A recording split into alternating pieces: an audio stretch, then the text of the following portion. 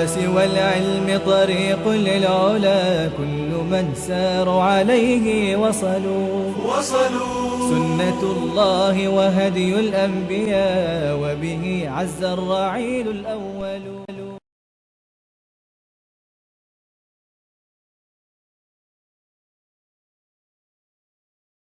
Alhamdulillah, wassalatu wassalamu ala rasulillah, amma ba'd. Muli mga kinikili ko mga kapatid, assalamu alaikum warahmatullahi wabarakatuh. Welcome po muli sa ating pinagaang Quran na kung saan nabanggit na natin noong nakaraan na sa lesson 36 na ito. Ito ang huli na mapag-aaralan nating tasrif o conjugation. Bagaman mayroon pang ika-11 hanggang ika-15 pattern ng ating mga conjugation sa verb, pero ang mga iyon ay hindi na masyadong ginagamit at lahat yon ay may katumbas mula doon sa pattern number 1 hanggang number 10. Simulan po muli natin sa ating vocabulary. Ang verb muna, dito muna tayo sa basira, yabsaru, dalawa ang basa, basura, yun ang pangalawa, yabsuru. Ang verbal noun ay basar, susundan ng be, look, see, o kaya understand. Ang form number 2, basara, mixi, enlighten. Ang 4, absara, see, behold. Form number 5, tabassara, reflect. Tabassara bi o kaya fi, meaning reflect on. Form number 10 is tabsara, to be able to see. Asbaha, yan ay form number 4. Nakuha na natin ito sa nakaraang mga lessons natin. Meaning ay become o naging, at isa sa kanyang meaning ay inumaga o kaya wake up in the morning. Okay, ang sunod, after, form number 4 yan. Give o kaya issue a legal opinion, counsel. Magbigay ng kahatulan sa mga Islamikong batas. Form number 10, istafta, humingi ng patwa, ang meaning nun. Humingi ng legal opinion o kaya counsel. Gagamit ng fee concerning sa isang usapin. Faraka, yafroko, ang verbal noun ay farq, separate, part, distinguish. Faraka bayna, meaning distinguish between or among. Form number 2, farraka, part, separate. Form number 3, faraka, disengage oneself from. Part with, quit, humiwalay. Form number 5, taparraka, be separated, divided, scattered, naghiwalay. Pareho lang din doon sa form number 8 na iftaraka ang form number 5. Pareho ang kanyang meaning. Dadako tayo sa mga nouns and adjectives. Abkamu, mute, damp. Abyado, white. Ahmaro, red. Akhbaro, green. Azrako, blue. Aswado, black. Asfaro, yellow. Asammo, deaf. A'ma, blind. Basar, ang plural ay absar, vision. Sight, insight. Daba, ang plural ay dawab, usually masculine, meaning ay beast, o kayo yung sasakyang hayop. Fatwa, ang plural ay dalawa, fatawin at saka fatawa. Opinion, counsel o kaya legal ruling, may kaugnayan siya sa Islamic law. Sobh o kaya sabah, meaning morning. Dawn, daybreak, bukang liwayway. Dhuhr, loins. Doriya, progeny. Ahlaka, ito ay verb. Destroy, abtala, took idly. Amma, as for. Ito ay topicalizer with main clause introduced by fa. Bala, yes. Affirmative response to a negative question na kung saan kapag sinagot mo ang tanong na ito ng yes lang, nakatumpas sa Arabic ay naam, ibig sabihin, pinatutunayan mo na ang katanungang negative ay totoo. Wain, even if, sa lesson na ito, mapag-aaralan natin ang adjectival pattern of colors and characteristics sa pattern na af'alu. Katumbas siya sa pattern na relative, na kung saan ito ay espesyal sa mga kulay at mga katangiang depektibo sa katawan ng tao. Halimbawa, pilay, bulag, bingi, pipi, yun ang mga katangiang depektibo, pero at ang pattern niyan ay palaging sa af'alu. Masculine singular ang af'alu at ang feminine singular ay fa'la'o. Diptot siya, fa'la'o. Ang common plural ay fu'l. Lalaki man yan o babae. Narito ang ilang mga halimbawa. Akhdaro, nakuha na natin ang meaning ng akhdaro, ibig sabihin ay green. Asfaro, yellow. Abagkamo, yung pipi. Tingnan nyo ang feminine singular sa pattern na fa'la'o, khadra'o, asfaro, safara'o, abagkamo, bakma'o. Common plural naman ng akhdaro, khudar, asfaro, safar, abagkamo, bukum. Ngayon, sa weak na second consonant, maaaring ang second consonant ay ya o kaya waw. Halimbawa, sa waw, una na sample dyan ay aswado, saudao. Okay, pareho pa rin. Aswado, af'alo. Saudao, fa'la'o. Ang common plural nga lang ang nag-iba. Sud, a'waro, awrao. Ang plural ay ur. Abyabo, baydao. Tingnan nyo ngayon, kung ang second consonant ay ya, naging bib. Samantalang kapag ang second consonant ay waw, kagaya sa a'waro, ur, aswado, sud. Dito naman tayo sa last na consonant ay weak. Ang sample dyan ay a'ma, amyao, fa'la'o, amyao. Tapos ang common plural ay umi. Ngayon, sa double drop naman, asammo, sammao. Ang common plural ay som. Ngayon, dadako naman tayo ngayon sa verbs na pinanggalingan ng mga katangiang ito na depektibo at color. Kagaya sa ating lingwahe, ang kulay ay pwede mong gawin siyang verb. Kaya may pattern din ang verb na ito at ito ang last na pattern na ating tatalakayin dito sa lesson 36. Halimbawa, sa ating salita, puti, yun ay adjective. Pero, pwede mo siyang gawing verb sa ating lingwahe. Pumuti, itim, umitim. Pula, pumula. Gayon din naman sa pattern ng lingwaheng Arabic. Ngayon, ang pattern na af'alo, kulay man yan o katangiang depektibo sa katawan ng tao, ang verb niyan sa pattern na if'alla. Yan ang pattern number 9. At inaasahan kong memoryado ninyo ang pagkakasunod-sunod ng iba't ibang mga pattern mula pattern 1 hanggang 10. Ang last na ating tinalakay dito ay ang pattern number 9. Sa pattern na if'alla, sundan ninyo ang pagkakasunod-sunod ng mga conjugation ng pattern na ito.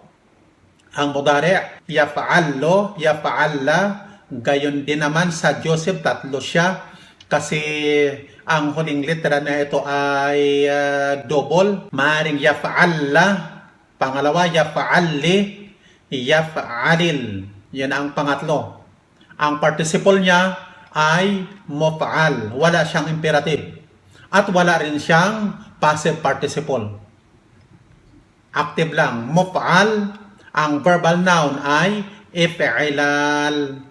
Tunghayan nyo ang sample. Ang adjective nito ay aswado. Black. Ang verb ay iswadda. Yaswaddo. Yaswadda. Ang subjunctive. Tapos ngayon ang jussive. Pareho lang din. Yaswadda. Yaswaddi. Yaswadid. Ang participle ay muswad. Ang verbal noun ay iswidad. Ngayon kung mapapansin ninyo, kagaya sa sinabi ko noon, mayroon pang form number 11 hanggang 15 na kung saan ang form 11 na ito ay if'ala na halos magkapareho lang sa form number 9. If'ala. Samantalang dito ay ang ain ay dinagdagan ng alif at nananatiling ang lam ay syadda. Mayroong syadda. If'ala. Isang halimbawa, ikhbara. Ang ikhbara at saka ikhbarra, iswadda, iswadda. Ang meaning niyan ay halos magkapareho lang. Bagaman, ang madalas na ginagamit ay form number 9. Kagaya sa sinabi ko na rin, mula form number 11 na ito hanggang form number 15. Ang mga form na ito ng verb, bihira itong ginagamit kasi lahat ng mga verb na ito, halimbawa, ang form number 12, if'awala. Halimbawa niyan ay ihdawdaka. Ang form na ito, form number 12 na ito, ang ihdawdaka, pareho lang din ang meaning sa haddaka. Kaya ang madalas na ginagamit ay haddaka kaysa sa ihdawdaka, na ang meaning ay ahata, pinalibutan. Ang form na ito, 12, bihira yan na gagamitin. Siguro, maaaring ginagamit lang sa mga poem. Ang form number 13, if'awwala. Ikhrawwata. Ang sample. Ang meaning naman nito, ikhrawwata, humaba. Ang meaning humaba, tumagal. Marami siyang meaning. Ginagamit din ang verb na ito, yung pagtatanggal ng mga dahon ng puno. Ito yung mga pattern na hindi na ginagamit at ang mga verb sa ganitong pattern, mga lumang mga salita na hindi na rin halos alam ng mga Arabo mismo. Ang form number 14 naman, if'an'ala. Isang halimbawa, itsarantama. Itsarantama. Nang meaning ng itsarantama, nagkaipon o kaya nagbagsakan mula sa taas. Ang form number 15, if'anla. Ang halimbawa niyan ay islan ka, na ang meaning ng islan ka, istalka. Ang ginagamit ay istalka, pero ang islan ka hindi ginagamit. Bagaman, pareho lang ang kanyang meaning. Maaaring kung gamitin mo ito, matutunga nga sa iyong tao, ano bang sinasabi nito? Islan ka, ibig sabihin istalka, na ang meaning ay nahiga, tumihaya. At mga kapatid, narito ang form number 1 hanggang 10 na pattern na kung saan binanggit ko na sa inyo noong lesson 23 pa na ang form number 1 hanggang 10 na ito, ang perfect, ang pagkakasunod-sunod ay inyong memoryahin, na kung saan ang pattern number 1 ay fa'ala. At napag-aralan na natin ang pattern number 1 na ito. Ito ang pinakamahirap sa lahat kasi ang ain hindi siya permanente. Kagaya sa ating napag-aralan, maaring a, maaring i, maaring o. Gayon din naman sa imperfect. Maaring a, maaring i, at saka o. At napag-aralan na natin na ang imperative niya ng form number 1 na ito, kung ano ang kanyang imperfect. Ang ain, kung ang ain ay a, at saka i, A at saka I, ang dinagdag na alif dito sa G-form ay I ang basa. If'al, halimbawa, dhahaba yadhabu, idhahab. Rakiba yarkabu, irkab. Nazala yanzilu, inzil. Kaya tandaan lang, kung A at saka I, ang ain, ang alif na dinagdag doon sa imperative ay gagawin siyang kasra. Ang active participle ay fa'il. Ang G-form ay dadagdagan mo lang ng alif at ang passive naman ay maf'ul. Ngayon sa pattern number 2, fa'ala. Fa'ala, yufa'ilu, fa'il, mufa'il, mufa'al. Ang verbal noun ay taf'il. Fa'ala, yufa'ilu, fa'il, mufa'il, mufa'al, mufa'alatun at saka fi'alun. Ang pattern number 4, af'ala, yufa'ilu, af'il, mufa'il, mufa'al, if'al. Ang 5, tafa'ala, yatafa'alu, tafa'al, mutafa'il, mutafa'al, tafa'ul. Ang 6, tafa'ala, yatafa'alu, tafa'al, mutafa'il, mutafa'al, tafa'ul. Magkapareho din doon sa number 5. Ang ain ay ginagawang dhamma lang sa verbal noun. Ang 7, infa'ala, yanfa'ilu, infa'il, munfa'il. Kagaya sa ating napag-aralan, itong form 7 na ito yung una nating tinalakay.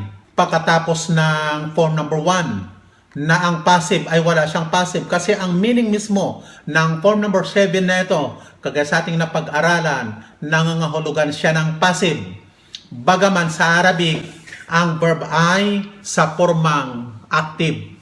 Ang kanyang verbal noun ay infial. Ang form number 8, ifta'ala, yafta'ilu, ifta'il, mufta'il, mufta'al, ifti'al.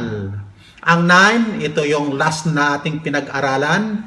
If'alla, yaf'allu, wala siyang imperative at wala din siyang passive. Ang active niya ay muf'al. Ang kanyang verbal noun ay if'ilal. Ang number 9, istaf'ala, yastaf'ilu, istaf'al, mustaf'al, mustaf'al, istif'al. Kaya sinasabi ko noon, ang sunod nating napag-aralan pagkatapos ng number 1. Pagkatapos ng number 1 ay form number 7 sa doon yun sa lesson 23. Tapos ang form number 8 ang sunod nating pinag-aralan sa lesson 24. Sunod ang form number 2 na ito na fa'ala, yun ang lesson sa lesson 27. At ang form number 5 doon na natin na pag-aralan sa lesson 29. Ang form number 4 sa lesson 32. At ang form number 10 na ito nga ang istaf'ala, nakuha natin na ito noong lesson 34. At sa lesson na ito, last nating pinag-aralan ay ang form number 9 na kung saan special ito sa mga kulay at katangiang depektibo sa katawan ng tao. At kagaya sa ating napag-aralan, doon pa lang sa form number 1, magsimula doon sa lesson 12. Ang perfect na ito at saka ang imperfect, may mga doer yan ng action na kumakatawan sa mga pronouns. Halimbawa, ang fa'ala, na pag-aralan na natin na yan, ang doer niyan ay huwa. Sa maliit salita, ganun din ang fa'ala. Fa'ala, af'ala, tafa'ala, tafa'ala, infa'ala, ifta'ala, if'ala, istafa'ala. Lahat yan ay huwa. Kagaya sa sinasabi ko palagi sa inyo, sa pagpapractice, ulit-ulitin lang palagi ang 12 mga pronouns na kumakatawan bilang tagagawa ng mga verb na ito. Halimbawa, simulan sa hiya, fa'alat, fa'ala, fa'alata, fa'alo, fa'alna, fa'alta, fa'alti, fa'altuma, fa'altom, fa'altunna, fa'alto, fa'alna. Yun sa perfect. Gayon din naman sa fa'ala. Ganon pa rin ang pattern. Pareho lang. Fa'ala, ganun pa rin. Halimbawa, fa'ala, fa'alat, fa'alata, fa'alu, fa'alna, fa'alta, fa'alti, fa'altuma, fa'altun, fa'altunna, fa'alto, fa'alna. Ganun din sa af'ala. Af'ala, af'alat, af'ala, af'alata, af'alu, af'alna, af'alta, af'alti, af'altuma. Gayon din naman sa imperfect. Dito sa imperfect nito, kung na-master na natin, sigurado yan sa lesson na ito, master na natin itong perfect, ang madi. Sa imperfect naman, ito yung mudari. Ang yan na ito, kumakatawan lang ito sa huwa na pronoun na tagagawa ng verb. Yaf'alu, kung hiya taf'alu, kung huma na lalaki, yaf'alani, kung huma na dalawang babae, taf'alani, yaf'aluna, yaf'alna. Doon sa mukhatab, taf'alu, taf'alina, taf'alani, taf'aluna, taf'alna, af'alu, naf'alu. Gayon din naman ang mga imperfect na ito. Ang papalitan lang sa madaling salita ay ang unang litra at yung idinadagdag sa unahan kapag doon sa dual at sa plural na. Yun lang ang pagbabago. Mula form number 2 na ito, kung paano nabanggit ko sa inyo noon sa lesson 23 pa lang, na madali na lang siyang pag-aralan kasi hindi kagaya doon sa form number 1. Sa form number 1, ang I niya ay hindi permanente, samantalang lahat ng ito, iisa lang ang pattern na sinusunod. Kaya, magsimula sa form number 2, kunyari, yufa'ilu, tufa'ilu, tufa'ilu, yufa'ilani, tufa'ilani, yufa'iluna, yufa'ilna. Tufa'ilu sa anta, sa ante tufa'ilina, tufa'ilani, tufa'iluna, tufa'ilna, ufa'ilu, nufa'ilu. Gayon din naman sa fa'ala, yufa'ilu, tufa'ilu, yufa'ilani, tufa'iluna, yufa'iluna, yufa'ilna. Ganun at ganun. Sa madaling salita, dito natin makikita ng isang root word na 3 litra lang lalabas ang napakaraming mga words sa Arabic. At dito nagtatapos mga kapatid ang lahat ng mga pattern na common na ating ginagamit. At sa simula ng pag-aaral ng lingwahe, yung sinasabi ko sa inyo, yung pattern number 11 hanggang 15. Ang mga pattern na ito, kahit isang tabi mo na lang muna. Kung mayroon ka mang maka-encounter sa pagbabasa mo na mga libro sa mga verb na ito, madalas yan sa mga poems siguro. At kung lalabas man sa ordinaryong mga libro, kahit hindi mo na naunawaan ang form ng verb na iyon, at hindi mo naintindihan mismo ang kahulugan ng verb, kaya mo na rin maunawaan ayon doon sa context ng sentence o kaya ng paragraph.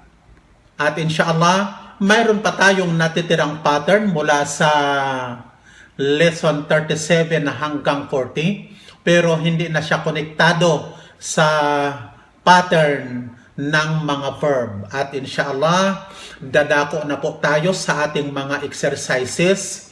Ang exercise A, give the Arabic hanggang 12. Exercise B, read and translate hanggang 11 yan.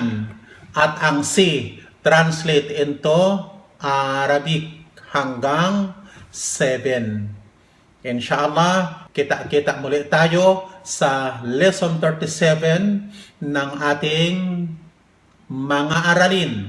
At kagaya sa palagi kong ipinaalala sa inyo mga ginigiliw kong mga kapatid, maglaan po palagi tayo ng ating oras sa pagbabasa ng Quran. Kasi sa tuloy-tuloy na pagbabasa ng Quran at pagmemorya ng Quran, huwag nating hayaang magmemorya lamang ng isang aya nang hindi nauunawaan ang bawat word na iyong minimemorya. Siguro kahit hindi mo sinasadyang pag-aralan talaga ang grammar, maunawaan mo ang lingwahe ng Quran kapag ka lahat ng namemorya mo, memoryado mo na rin ang kahulugan ng bawat word. Hindi yung parang nagmemorya ka lang ng isang aya na parang parot na nagre-recite nang hindi mo naman nauunawaan ang iyong binibigkas.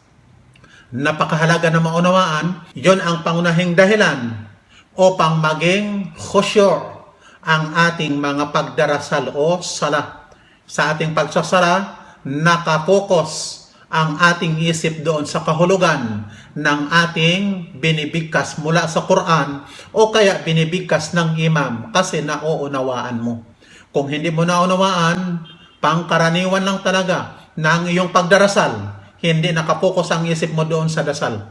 Maaring naglalamyerda na ang iyong isip na karating na sa iba't ibang mga lugar. Nandyan ang iyong katawan, pero ang isip mo naman ay wala. Ito ay mga paalala lamang mga ginikilig ko mga kapatid, kasi bilang Muslim, ilagay po natin sa ating mga puso't isipan. Hindi po pwede na hindi natin matutunan ang lingwahe ng Quran para maging determinado tayong matutunan ito. At kapag nagsimula ka ng matuto, isantabi mo na ang pagbabasa ng Quran sa anumang mga translation. Salita man natin o English man o anumang translation na iyong naunawaan, bagkos dumilikta ka sa lingwaheng Arabic at simulan mo na rin ang pagbabasa palagi ng tafsir. Kung papaanong naglalaan ka ng oras sa pagbabasa ng Quran, maglaan ka rin sa pagbabasa ng tafsir upang maunawaan mo kung ano ang tunay na ipinahiwatig ng bawat aya na iyong namemorya. Hindi lamang basta't naunawaan mo ayon sa lingwahe, kasi napakaraming mga talata sa Quran na ang kahulugan niya ayon sa lingwahe ay magkaiba kung minsan sa tunay niyang kahulugan ayon sa tafsir. Subhanakallahumma wa bihamdik, asyhadu an la ilaha illa astaghfiruka wa atubu ilaik. Wassalamu alaikum warahmatullahi wabarakatuh.